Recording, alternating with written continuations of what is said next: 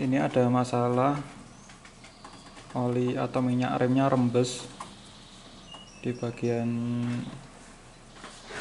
yang bodi mobil yang nempel ini sampai catnya itu menggelembung dan mengelupas. Ini meskipun minyaknya tidak habis, tetapi dia rembes sampai merusak cat bodi mobil. Ini sampai mengelupas catnya dan juga menggelembung di sekitaran sambungan master rem atasnya.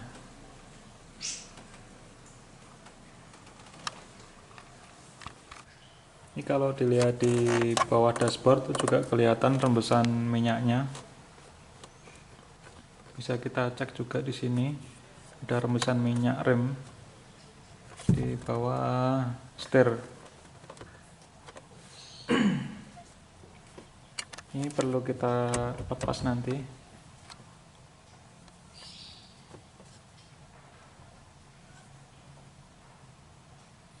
Nanti perlu dilepas penahan pennya, pen penahannya.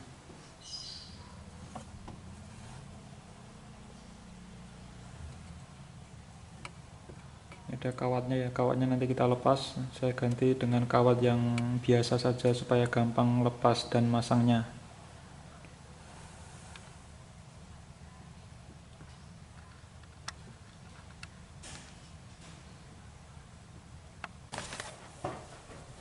Ini sudah saya lepas pen dan kawatnya.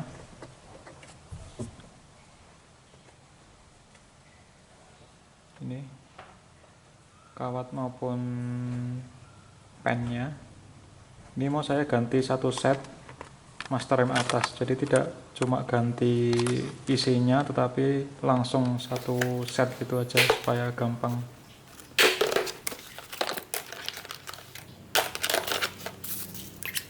Ini kita nanti gunakan alat vakum, ini namanya adalah alat bleeding rem.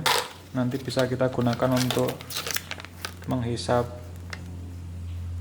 Ini skemanya ya, nanti kita bisa gunakan untuk menghisap minyak rem yang ada di reservoir.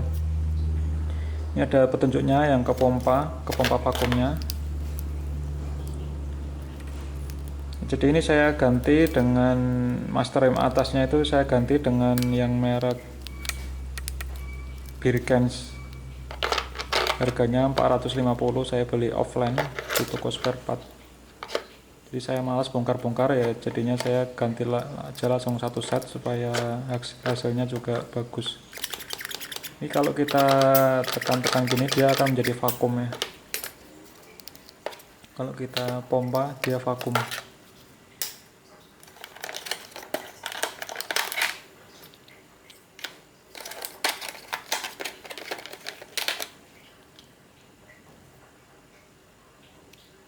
Ini sambungan selang-selangnya, ini belinya satu set, saya lupa harganya berapa sih, 200-an kalau nggak salah.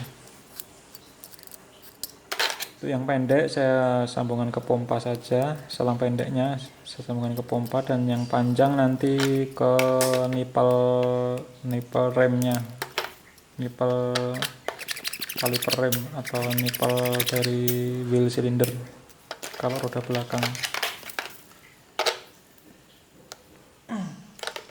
Jadi daripada mengganti isinya saja, isi dari master rem itu kan untung-untungan ya, kadang hasilnya bisa bagus, kadang juga bisa nanti cepat bocor. Nah daripada mengulang-ulang bongkar, saya sekalian aja beli yang satu set, jadi tinggal pasang dan bleeding nanti.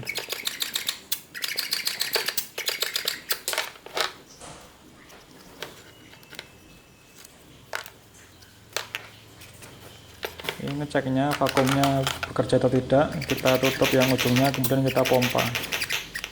Ini berarti tidak ada kebocoran.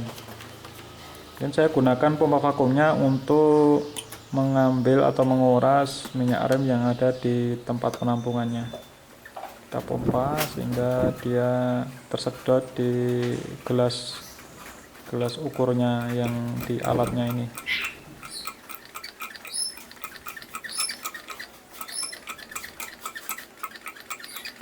Saya cari master rem atas yang original kok tidak ada ya, adanya yang merek Birkens atau Sanico yang banyak itu.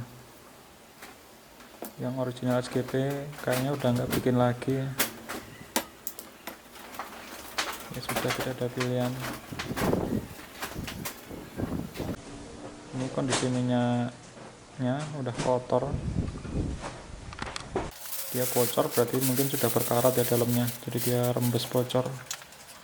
Kita kasih plastik supaya tidak tumpah kemana-mana minyaknya, dan kita semprot dengan oli untuk baut-bautnya supaya nanti bukanya gampang.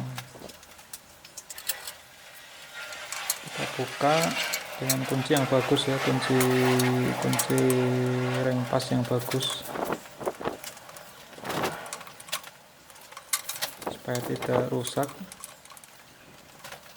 Minimal kunci Tekiro 10. Ini agak susah ini yang depan ini. Nah, akhirnya bisa juga.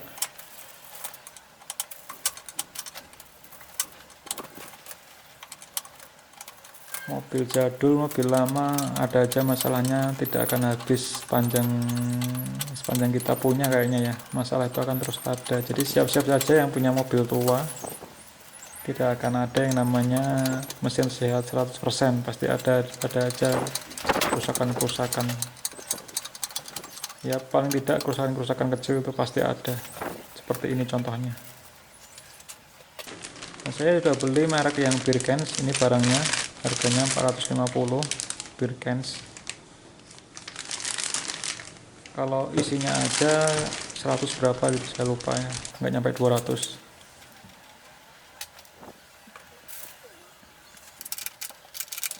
Ini kemudian kita lepas box filternya, box filter udara karburator kita lepas supaya bisa untuk menarik master remnya ke depan supaya terlepas.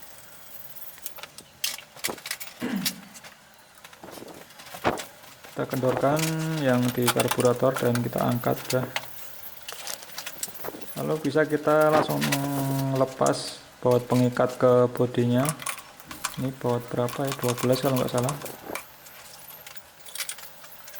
dengan menggunakan kunci ring 12.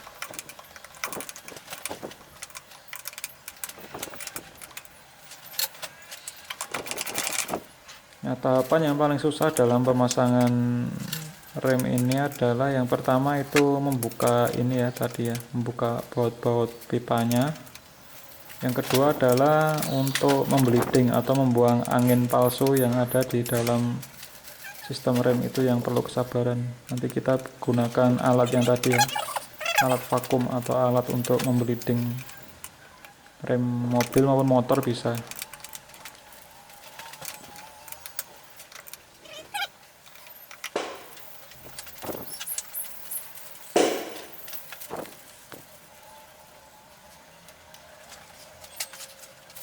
Oke, sudah kita cabut, udah lepas. Nah, ini terlihat dia emang rembes ya, terus banyak karat-karatnya.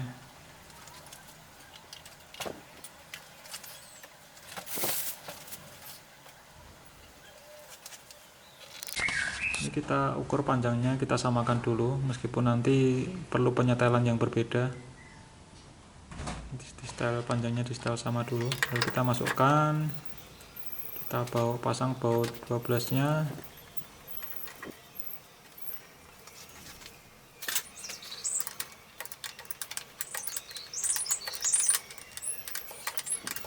Kita kencangkan dan nanti panjang asnya tadi nanti saya setel ulang ya, karena ternyata dia terlalu dalam. Nanti kita bisa lihat untuk kalau tidak di setel ulang panjangnya asnya tadi terlalu dalam remnya.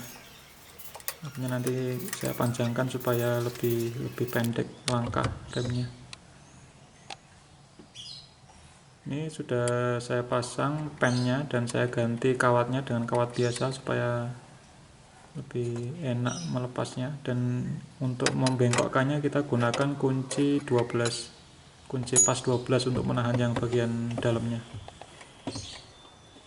Ini posisinya belum kita bleeding dan belum kita isi minyak.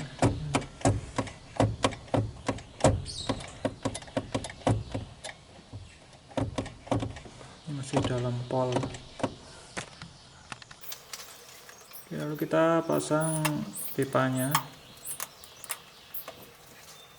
pipa rem untuk sistem rem depan dan belakang. Jadi dia modelnya terpisah ya antara depan dan belakang,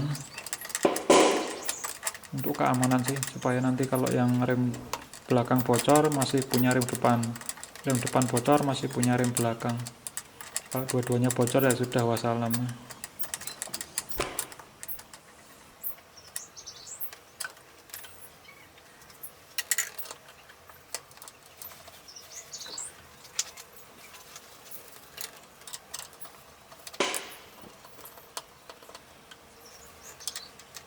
Punya mobil tua harus berani kotor.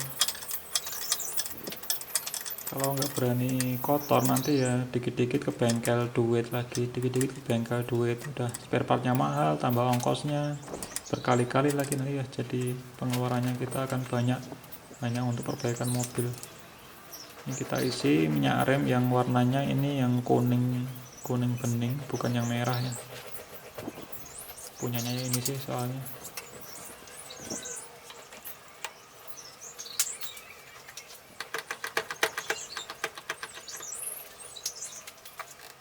Kita cek tidak ada rembes, kita pastikan kencangannya lagi.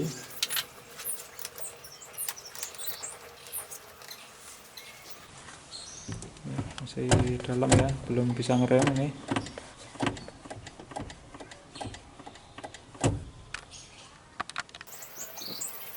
Kita pasang dulu filter boxnya karena sudah tidak perlu melepas master rem lagi.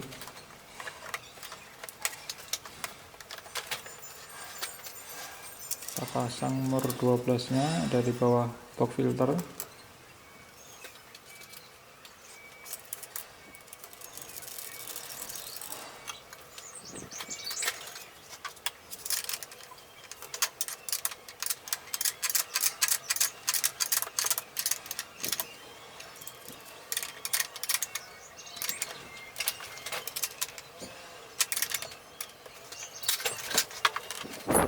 Jangan lupa kita kencangkan untuk klem housing, klem selangnya. Nah, kemudian kita dongkrak semua, baik roda depan kanan maupun kiri, karena nanti akan saya lepas rodanya untuk membleeding supaya gampang dalam melepas nipelnya. Kita dongkrak, udah ada jack standnya, tinggal kita turunkan.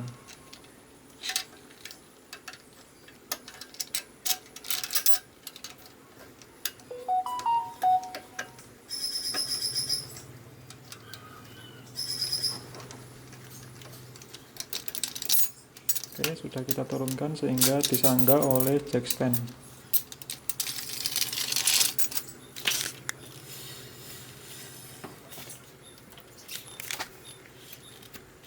Ini putaran rodanya masih bagus ya, tidak seret.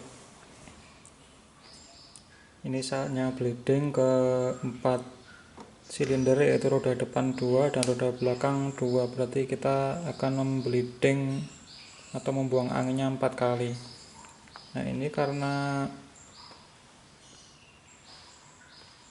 nipelnya itu ukurannya segini, selangnya kecil, maka saya pakai sambungan ini. Sama seperti waktu menyedot minyak rem dari tangkinya. Jadi nanti di nipelnya itu dikencangkan, ini dimasukkan ke nipel, dan kita pompa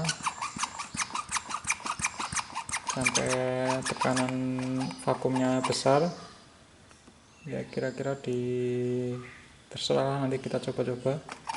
Nah, itu sudah vakum, kemudian nipelnya kita longgarkan. Nah, nanti akan terhisap minyaknya di sini. Nah, sesuai pengalaman itu kalau kita sudah membleeding sampai penuh itu sudah hilang anginnya, udaranya. Sekali ini saya penuh udah cukup.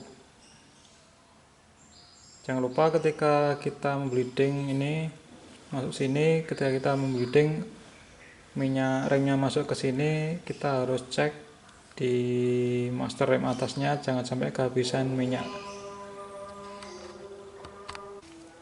Untuk rem depan yang rem cakram itu kita tidak perlu sambungan yang kecil ini.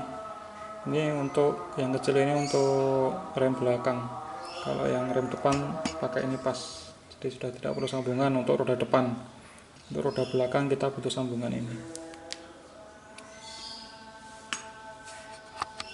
Oke, saatnya kita bleeding. Kita siapkan plastik supaya nanti minyaknya tidak berceceran kemana-mana, dan di bawahnya kita kasih wadah. Dan kita kendorkan nipelnya ini dengan ukuran kunci sok 10, dan ini biasanya berat ya. Ini kenceng sekali biasanya pemasangan sebelumnya, karena kalau nggak kenceng bisa rembes bocor. Kita kendorkan. Nah, ketika kendor pasti minyaknya akan keluar. Nah, kemudian kita ganti dengan kunci ring 10 yang kecil, nanti bisa biar untuk enak dalam membuka dan menutupnya ketika membleeding. Nah, pastikan dengan menggunakan kunci ini tuh ringan ya. Kalau berat ya kita bisa semprot dulu atau kita kasih stempel dulu bagian ulir nipelnya. Nah, kalau sudah, kita pasang selangnya. Dan ini posisi kencang ya, kita siapkan kunci ringnya nanti untuk membuka. Udah, kita siap pompa. Ini posisi kencang ya, ini menutup nipelnya.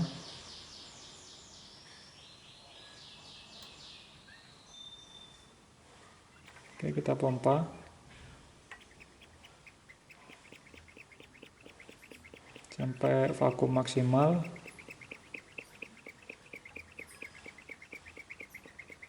Kemudian kita buka. Nah, itu keluar minyaknya. Dan kita lakukan berulang-ulang sampai tidak ada gelembung-gelembung, tidak ada gelembung udaranya, atau tidak ada udara yang keluar. Jadi full minyak semua. Nah, itu baru sudah selesai kita bleeding. Nah, sebenarnya tidak perlu cepet-cepetin buka nutupnya. Kita buka sampai vakumnya itu hampir nol.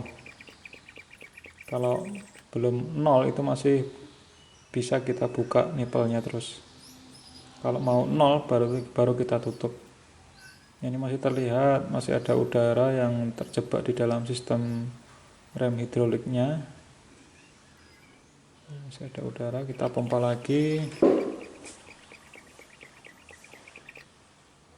Kita buka lagi. Ini bukanya terlalu cepat ya teman-teman. Ini harusnya agak lama, nggak apa-apa sampai vakumnya itu mendekati nol di petunjuknya itu, di apa yang di petunjuk tekanan di alat.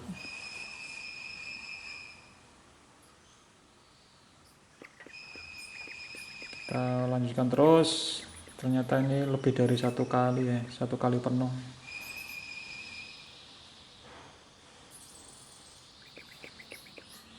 Ini masih ada udaranya, terlihat ada gelembung-gelembung.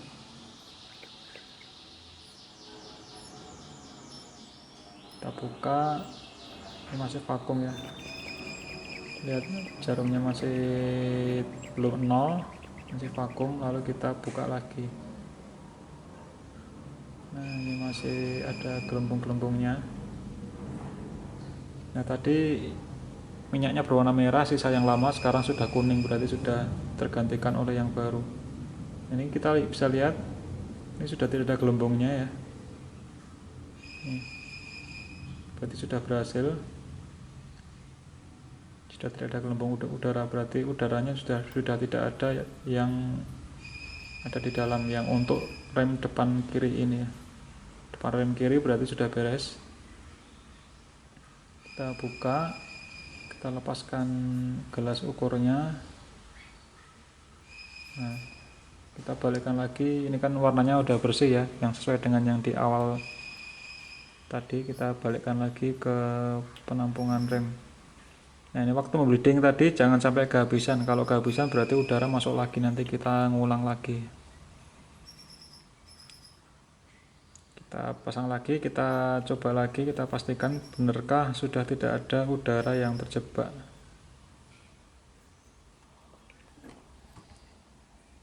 pasang, kita vakum lagi, kita pompa.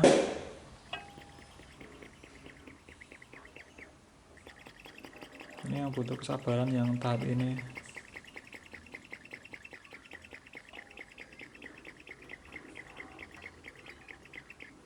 Buka. Nah, ini sudah tidak ada udara ya teman-teman. Sudah full minyak di selangnya itu terlihat. Coba lagi pompa. Jadi butuh berkali-kali tadi, enggak cuma 1 gelas penuh itu sudah selesai. Nah, ini sudah tidak ada udaranya. Ya, sudah full minyak ya.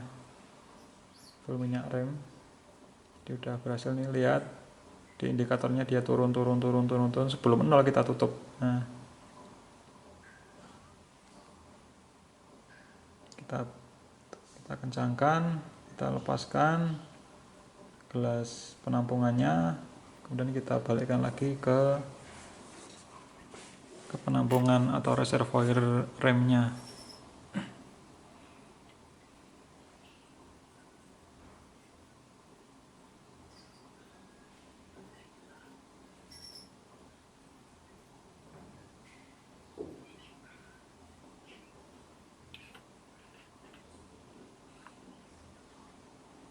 Kita coba lagi untuk meyakinkan bahwa tidak ada udara yang terjebak.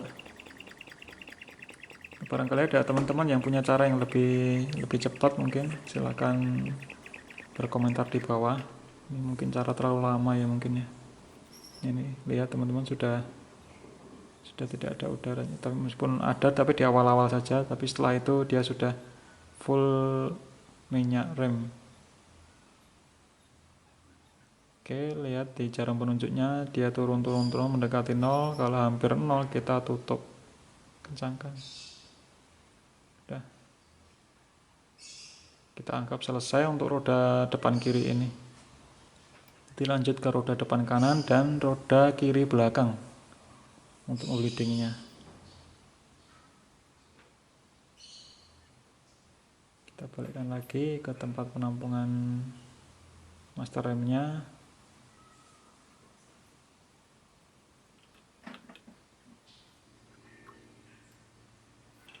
Ini kita anggap sudah selesai, kita bisa cabut. Oh, ini saya pastikan lagi sekali lagi.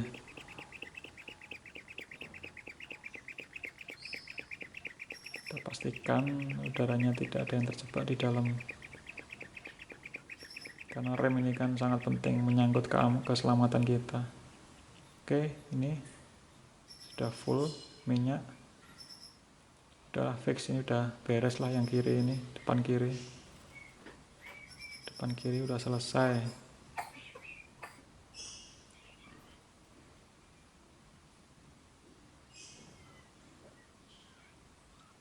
Kita kencangkan, oke.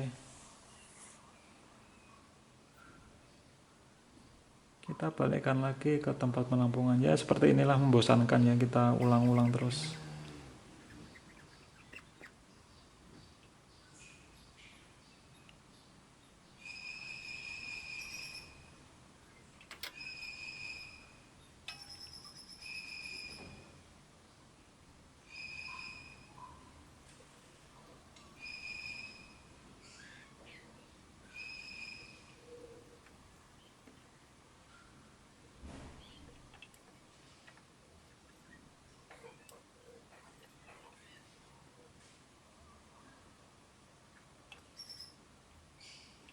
Kita balikkan lagi ke tempat penampungan.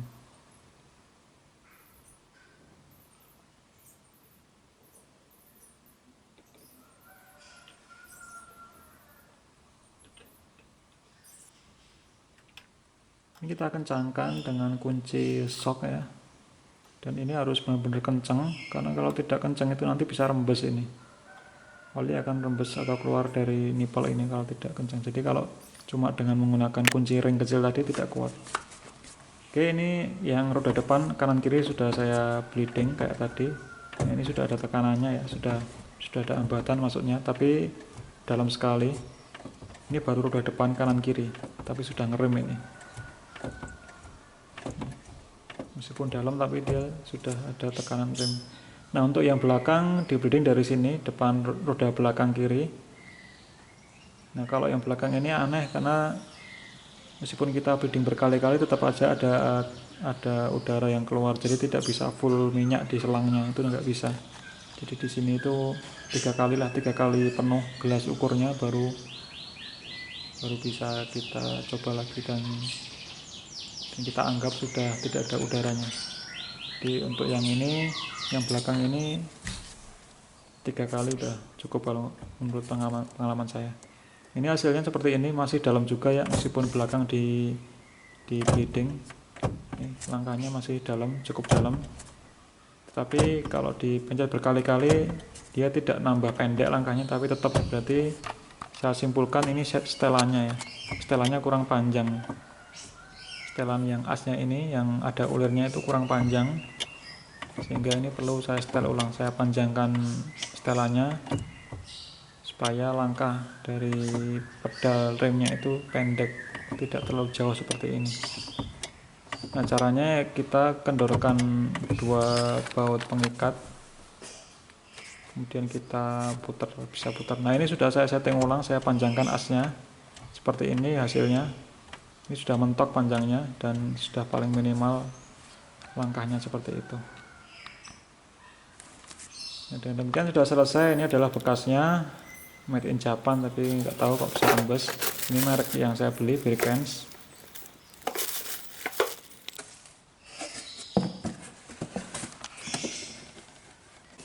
Nah kemudian kalau sudah kita gunakan, kita cek apakah ada rembesan di nipelnya. Nah ini harus kita cek sering-sering. Kalau ada rembes berarti kita perlu kencangkan lagi nipelnya dengan menggunakan kunci sok dan menggunakan stang sok yang panjang supaya bisa mutar sedikit. Ini adalah hasil akhirnya seperti ini langkahnya. Memang masih ini ya, masih dalam ya, tapi cuma ya gimana ini. Memang seperti ini mungkin hasil dari rem Birkensnya. Tapi udah pakem, untuk di jalan pakem, udah enak. Ini untuk kawat penahannya seperti ini, kita gunakan kawat biasa. Dan untuk menekuknya kita bisa tahan di bagian sini dengan menggunakan kunci pas 12. Oke, terima kasih, sampai ketemu di video selanjutnya.